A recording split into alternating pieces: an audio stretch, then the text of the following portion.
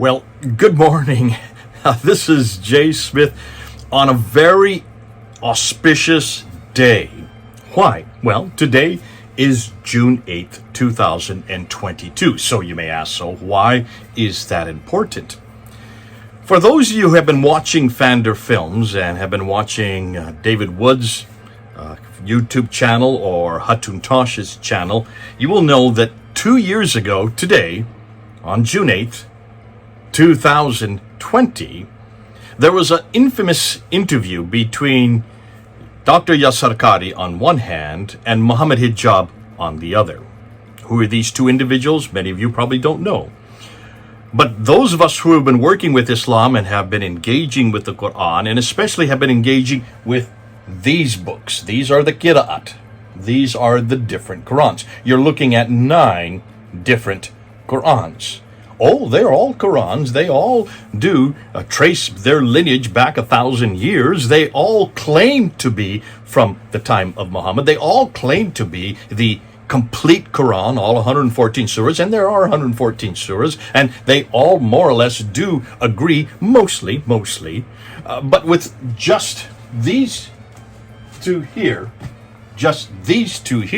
these are the two most popular of the 30 official Qurans. I only have 9. 30 official Qurans. Just these two. This one here is known as Warsh. It is memorized by people from North Africa. And this one is known as Hafs. This is the official one that is memorized by, about 93% of the Muslim world population. So this is by far the most popular, but only because it was chosen back about 100 years ago in 1924 as the official text. These two, between them, have 5,000 different words, which means 5,000 different verses, which means 5,000 different meanings, and in many cases, different doctrines, different beliefs, and even different practices. 5,000 of them. If you look at all the 30 official Qira'ats, that's just 9 that I have here, along with these two. There are 30 of them.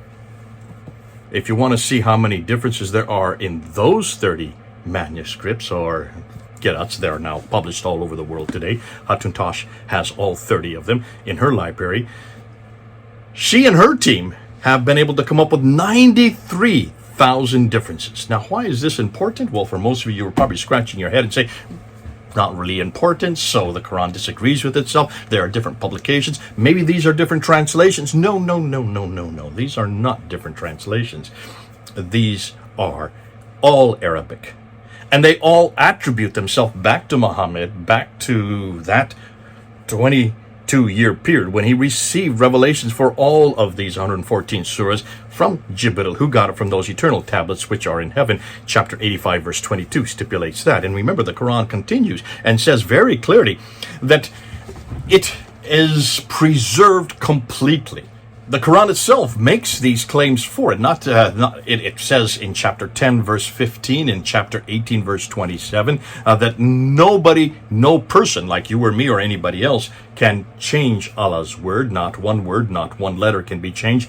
Dr Yasir Qadhi, one of the leading world's authority on the Quran, who lives here in Houston, United States, he is very clear that not one word, not one letter can be changed. He said this for years and years and years, and that's been one of his mantras. So here the Quran is very clear that not one word can be changed. And the reason why, in chapter 15, verse 9, it stipulates because Allah himself will keep it preserved, will not allow any changes by man, not even one letter, not even one word, according to Yasir Qadhi. So this preservation of the Quran is sacrosanct for all Muslims everywhere, including all the Muslims who are watching me right now. You have to preserve the Quran. It cannot have any interference. And this has been a real problem. This has been a huge problem.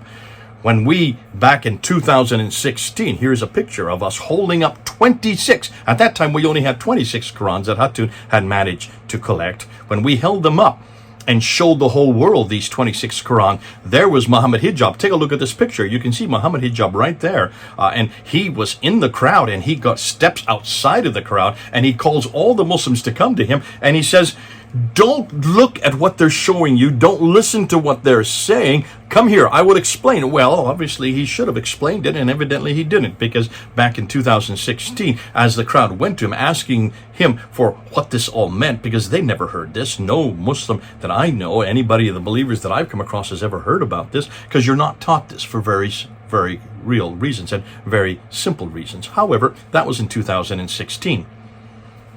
2020, June 8th, is when Mohammed Hijab decided to do something about it, decided to find out how to answer this very troubling question. So he had this interview, and I'm going to show you snippets of this interview in sequence. I'm not going to show you all 28 minutes. It would take too much time. I'm just going to show you about 9 minutes, but I'm going to break it up into different categories. And I want you to follow as Mohammed Hijab asks a perfectly innocent question, a perfectly good question. Which one of these 30 official Qira'ats, those you see here, along with these two here, which one of these is the one that's in heaven? Which one of these is the one that was revealed by Jibril to Muhammad? Which one of these is the real one that is eternal, that cannot be touched by a human hand? Because they're so different. 5,000 between just these two alone, 93,000 between all of them when you put them together. So let's go look at this interview, and I'm just going to post bits and pieces of it and then unpack each one as they go along. So here's Mohammed Hijab asking and beginning this interview with Dr Yasir Qadhi.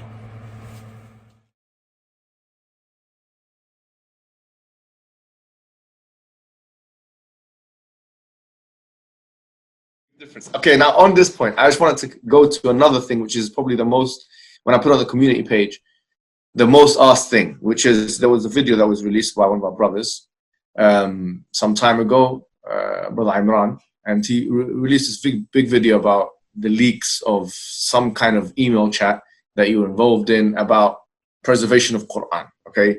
And what is your position in relation to preservation of Quran? Is, for example, Hafs an Asim, riwayat Hafs an Asim, do you see it as preserved, munazzal from Allah subhanahu wa ta'ala? Or do you not see that as munazzal? What's your position? So what he's doing, he's asking a very simple question. It's a very good question, and he's saying, this book here, this is the official one, this is the Hafs an Asim. Asim, what does that mean? Well, that's the stable that he comes from. The man who's Asim is Asim ibn Abi al-Najud from Kufa, which is in Iraq, and he died in 745. One of his two students that took on his mantle was known as Hafs, and Hafs died in 796. 796 is the late 8th century. So both of them were from Kufa. Neither of them knew Muhammad personally, because they were not even from the same city Muhammad lived in, and they were over 100 years later. Asim died in 745. A good Hafs, who is the one that was chosen as the official one, his student, died in 796. That's 144 years after Muhammad died. So you can see this is a real problem, and that's why Mohammed Hijab is asking this question. Can we assume that this is the official one, that this is the one that's in heaven, this is the one that Muhammad received, since it was written a good 144 years after Muhammad? Certainly that should be an easy question to answer. That's the beginning of this interview. Let's see what happens next. Okay, so first and foremost, Allah subhanahu wa ta'ala says, Inna nahnu nazzalna dhikra wa inna lahu lahafidhun. So we believe, as a matter of theology, as a matter of aqeedah, that Allah subhanahu wa ta'ala has preserved the Quran, no question about it. Well, you can see our good friend, Dr Yasir Qadhi. Now remember, he is the world authority, and that's why Mohammed Hijab has asked him this question. And he just jumps and says, no, wait, JJ. Listen. It is a matter of theology. Everybody knows, theologically speaking, that the Quran is preserved absolutely. He didn't say word for word, letter for letter. He said that many other times. But that's what he's implying, because everybody knows that's what he stands for. He has always referred to the Quran as being preserved completely, absolutely. So that's, he just almost backing off and says, in almost what he's saying, yeah, this is not a good question to be asked. We all know by a matter of principle, theological principle, that it is preserved. So what does Yasir Qadhi then do? How does he say next? Let's watch. As for the issue itself, every single student of knowledge knows, who studies Ulum al-Quran, that the most difficult topics are ahruf and qira'at, and the concept of ahruf and the reality of ahruf and the relationship of the Uthmanic Mus'haf with the ahruf and the preservation of the ahruf. Is it 1? Is it 3? Is it 7? And the relationship of the qira'at to the ahruf. This is a topic that when you're the beginning student of knowledge, you're like, what is all of this going on here? When you go a little bit more, you learn to simply memorize what your teachers say and regurgitate it out. And you don't fully comprehend. When you do a deep dive is when things get very, very awkward and difficult. And this isn't new. This is from the time of the Sahaba. And this is not a joke, brothers and sisters. The issue of ahruf and qira'at caused confusion to somebody whom the Prophet ﷺ said, if you want to listen to the Quran directly, listen to Ubay. Ubay is not some even average Sahabi. He is the Qari of the Quran. He is the master. He is who he is. And he goes, فَدَخَلْ فِي نَفْسِي شَكْ. Like, what is all of this stuff? Oh. So you can see, it's very clear that this is a problem, because what does he say? Well, he categorizes the different students that he has, and he categorizes it into 3 different groups. The first group are those who are the new converts. You don't even talk about it. You don't even bring this up. Don't bother them with this. This would be too much of a difficulty for them. And it's interesting, it's mostly the converts who are the ones who are coming to the fore and are demanding an answer to this, because they're hearing about it, because you cannot shut it down because of YouTube and all that happens on YouTube. So the first group, don't even talk about it. Don't bring it up. The intermediate Muslims who've been Muslim for 2 or 3 years at this time, you just tell them to memorize it and regurgitate it. Don't think about it, don't critique it, don't criticize it, just memorize it. Be a good Muslim, obey, submit. That's what Islam means, and that's what Muslim, someone who submits and obeys. That's for the intermediate students. As for the advanced students, then he does a deep dive. What does he mean by that? Well, we're going to hear about that a little bit later. Let's go, before that though, look and see what else he then says. Again, this is you're asking some very honest question. This is the first time I'm saying these things. Many people are aware who listen to my lectures that I've mentioned the crises that happened to me at Yale, my first year at Yale. It wasn't a crisis of faith, by the way, so I was very clear about this. People misinterpret it. It was a crisis of my understanding of knowledge. It was a crisis of what my teachers taught me. Alhamdulillah, alhamdulillah, as somebody who memorized the Quran as a teenager, alhamdulillah, in my entire life, I have never doubted that the Quran is divine. You cannot doubt that. And you listen to it, you recite it, you just cannot doubt that. It's never been an issue. This was the issue. That the issue of ahruf and preservation and qira'at and relationships between them, these are very, very difficult issues. And the most advanced of our scholars, they're not quite fully certain how to solve all of the unanswered questions in there. These issues should only be discussed amongst people who know what the qira'at are and who understand some of these questions that are being. So he's saying that this has been the most difficult problem for the last 1,000 years, and he is correct. This has been a difficult. I'm surprised that he says the most difficult. You would think there'd be a lot of more difficult moral problems and political problems, but no, this is the most difficult theological problem. If you start from the premise that the Quran is completely preserved, every word, every letter, it would be the most difficult problem. Why? Well, because of the fact that these 30 different Qurans, 9 that I have here, were introduced at a much later date and were only chosen by Ibn Mujahid in 936. That's the first 7. The next 14 were then chosen in 1194 by Al-Shatibi, and then the next and the last 6 were then chosen by Al-Jazari in 1429. In 1429 is the 15th century. That's 800 years after Muhammad. You can then see why this is a huge problem, an enormous problem. So that's why he's saying this. Then he goes and he talks about himself. Isn't this interesting? He mentions that this was not a crisis of faith. Mohammed Hijab asked him, was this the crisis of faith that we've heard about? And he balks at that and he recoils at it and he says, no, this was not a crisis of faith. This is a crisis of knowledge or of understanding. He corrects himself even on that he didn't know how to understand this knowledge that he was being introduced to here in Yale University when he got his degree in 1995, his PhD. And that's why it was difficult for him to come to some type of conclusion. A very real. I said, well, this guy's being honest. And then, but he says, but he does not doubt it, even though he couldn't understand it, even though he could not really come with any type of logic of as to what's going on here. He just knew that he had to believe. I cannot doubt it. I listen to it and I recite the Quran.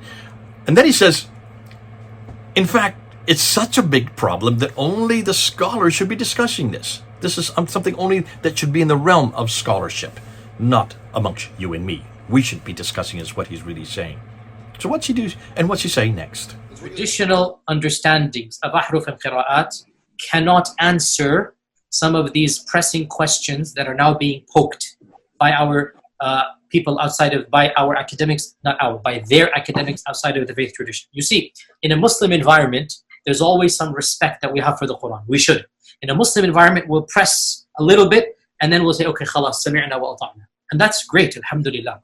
When you go to academia, they don't have that red line. And they're going to just, you know, the famous story of the emperor with no clothes. They're going So here's fascinating. He's talking about Muslims now, we give a respect to the Quran, right? So we set the Quran up, and there are certain questions we don't ask of this Quran. We just say, stay away from asking. We give a respect to this book here.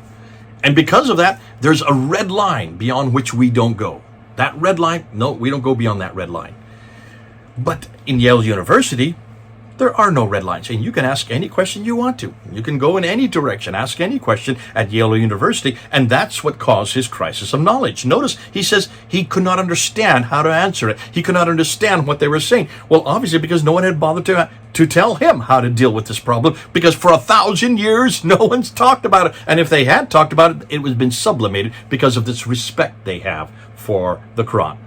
Thank God we in the West allow you to ask any question you want, including every question you want about the Bible. There are no red lines on the Bible. We don't have anything beyond of what you censor that we censor about the Bible. You can ask any questions of the Bible. You can ask any questions of Jesus Christ. You can ask any questions about our theology, because Jesus and the Bible and our theology stand every test, proving how strong our Bible is and how strong Jesus is and how strong our theology is. If you have a red line, that should tell you pretty clearly that there is a problem. That if you cannot ask certain questions and you sublimate discussion and debate and criticism, then what you're saying is that item, in this case the Quran, cannot answer these questions for you. That automatically admits guilt. That's what he's saying. The Quran cannot answer these questions. These are unanswerable. Therefore, just submit, just read it, enjoy it, and then follow it. Please don't ask questions. My mind's already made up. Let's see what he says next. They're going to just point out, no, that doesn't make any sense. Well, that's not true, and this and that. And they'll bring issues, which I'm not going to mention explicitly, that you know are true because they're in your own books. They're not inventing anything new. They'll bring you riwayat, and they'll bring you athar, and then you add to that very well-known issues of, I don't even want to be explicit. And then you bring on top of that makhtutat, and then. And it's very clear to you and to every single very advanced student and specialist that the standard narrative has holes in it. That's what I'm going to say. The standard narrative does not answer some very pressing questions. So here he comes to his signature piece. He turns to Mohammed Hijab and he says, he's talking about you in the East, and he's talking about he in the West. He has to live in I haven't shown that part of it, but he says, I have to live in the West. I have to live in places like Yale University where these questions are asked to me all the time. You in the East, however, he's living in London. That's interesting that he calls that the East. But you who are not in academia is what he's really saying. You who are on the popular level, you who are on YouTube, you are the ones who are living on the streets, but you're not in academia, in the hallowed halls of academia where these kind of questions are wholesale. You're not coming up with this kind of stuff, but you who are living in that world, that popular world, on YouTube and all the rest, your narrative, which is the standard narrative, has holes in it. The standard Islamic narrative, S-I-N. Where do you think we got S-I-N from? It's from Yasir Qadhi. He is the one that created it in that interview. He called it the standard narrative. What narrative? The Islamic narrative, not the Christian narrative, not the Buddhist narrative, not my narrative, nor not even his narrative. The standard Islamic narrative has holes in it. Ooh, and this is what started the huge anger that we are going to see that came out afterwards. Nonetheless, that's where he coined it. June 8th, 2020. We're now June 8th, 2022. And we want to remind you that that standard Islamic narrative doesn't just have one hole, the Qira'at.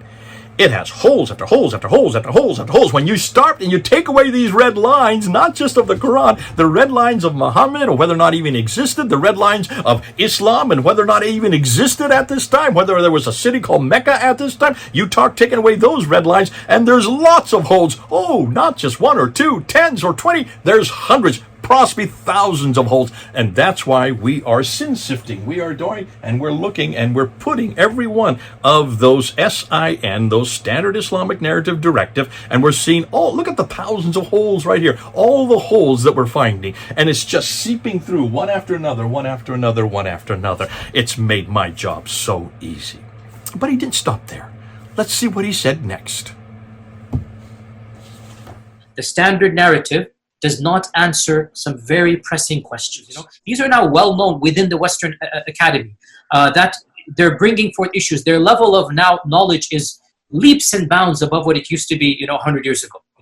And by and large, our ulama in the Eastern world are not aware, by and large, of what's going on in the Western side of things, and they're not answering those questions in a manner that it needs to be answered. And this is something all of us that are in academia fully acknowledge. This issue of ahruf and qira'at has troubled the ummah from the very beginning of times, nothing new. And there are 15 opinions about this. None of them fully answer all of the questions that are raised. So, the Western academics, he says, that's us in the West. That's where he lives now, and that's where he has to engage. The Western academics have come leaps and bounds. Leaps and bounds means they have come enormously quick in what they now know about the Quran. He does mention later on Dr. Shadi Nasser as one of them. Dr. Shadi Nasser has probably done the best work on the Qira'at and on the ahruf, and he is from Harvard University. He got his PhD at Harvard University. He does refer to him by name, but he doesn't even respond to Nasser's claims or what he comes up with. He just gives out the name like it's a dirty name. In other words, don't even go there. Don't listen to him. And yet, this is from Harvard University. That's the top school in the world. It's the #1 school university in the world, and yet we're not to respond to it. Muslims, if you're not going to respond to that, then you're not going to be held, you're not going to be looked at with much authority. In fact, he does. Remember, he gave you the claim earlier that it's like looking at an emperor with no clothes. So for you who don't know that story, that's a story from Scandinavia where the emperor wanted to get beautiful clothes, and so he brought this dressmaker in to give him the most gorgeous clothes that he could find. But every time he looked at it, he didn't like this, he didn't like that. So finally, the dressmaker had an idea, and he came and he just pretended that he was putting things onto the emperor and doing this and sewing that and mumming and awing. And finally, he said, "Now you're finished." And the emperor looked, and he was in his underwear, and he says, where are my clothes? He says, "Ah."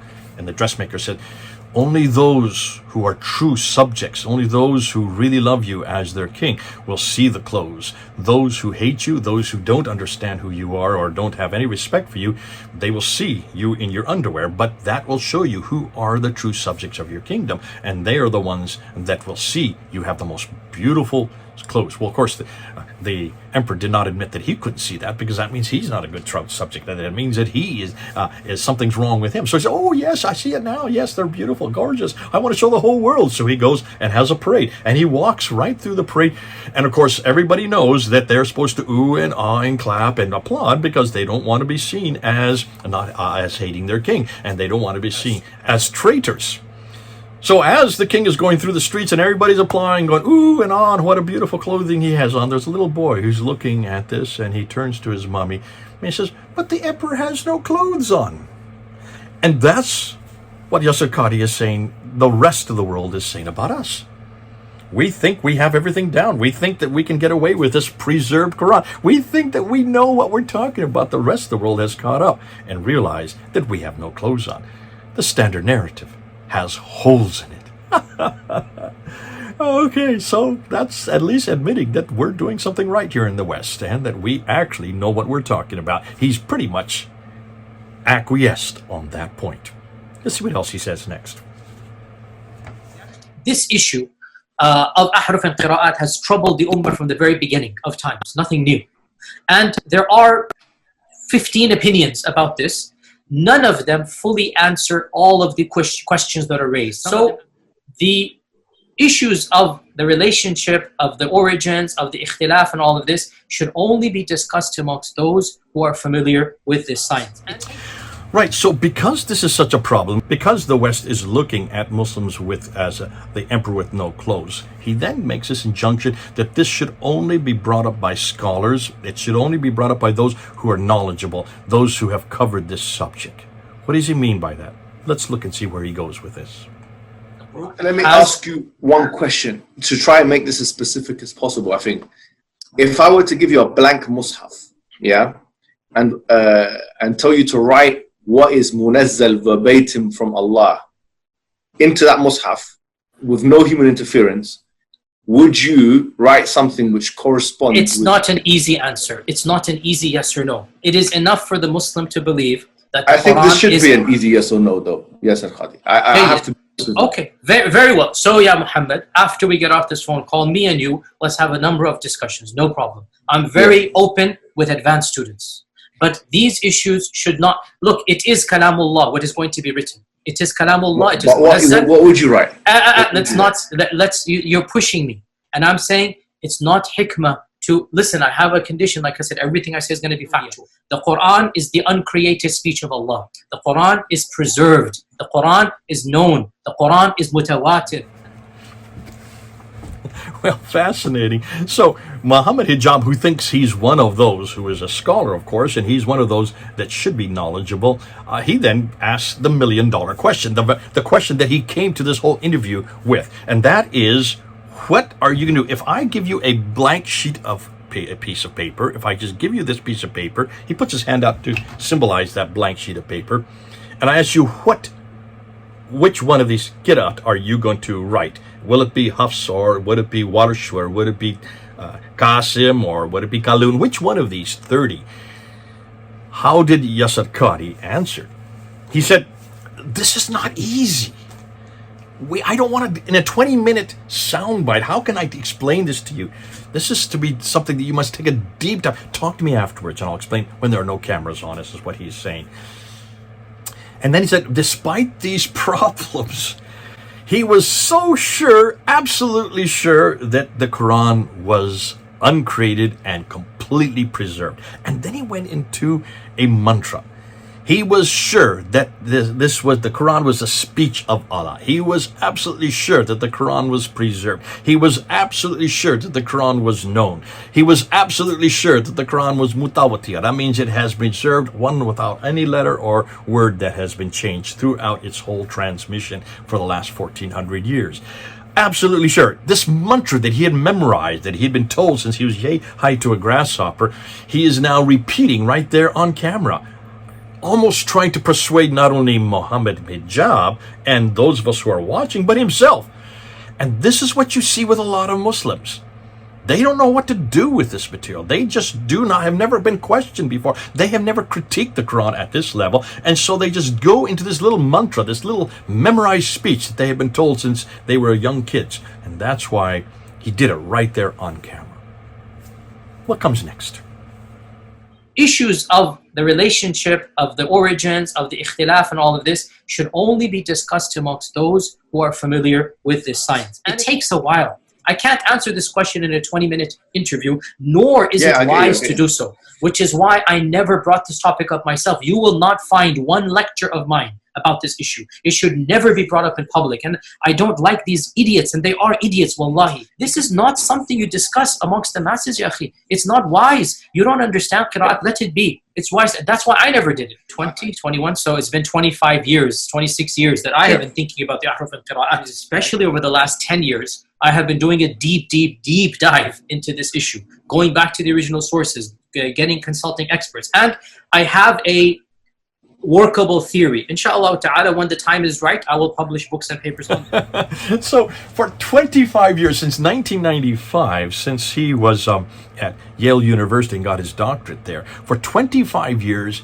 he has never lectured on this subject. And he's proud of that. He's proud of that. He's saying it not humbly. He's saying it very with almost righteous indignancy, because you cannot lecture on this. I would never lecture on this. Why? Well, for 1,000 years, no one has been able to come up with a type of response. Listen, Mujahid could not come up with a response, or Shatabi could not come up with a response. We know that Al-Jazari, who died in 1429, so that's the 15th century, wrote 80 books on this subject and was not able to come up with any type of response. If he could not come up with a response back in the 15th century, how can this dear fellow, Yasir Qadhi, in the 21st century, come up with any? So he's proud that he's not lectured on it. That is not very convincing, and that's not very stabilizing. If this is the best that Islam has, and Dr. Yasir Qadhi is the best they have, and he's not dared to lecture on this for 25 years, why is he turning to Mohammed Hijab and say, take my class, take my class? He's already admitted he's not going to talk about it. He hasn't for 25 years, so why take his class? Why do a deep dive? If there's nothing there in for the deep divers, then I would suggest that the deep divers have a dilemma on their hands, including Mohammed Hijab, including all of us. So you can see this is a real dilemma for him. What's next? If I could push back here just a little bit, I know this is, I don't want to make it uncomfortable, but it's just to make things clearer. Like, if someone gave you a Quran which is empty in terms of there's nothing on it, and gave you a pen, obviously you have the Quran, but the question is, would what you write in that mushaf correspond with any? I'm not saying it's a mutawatir.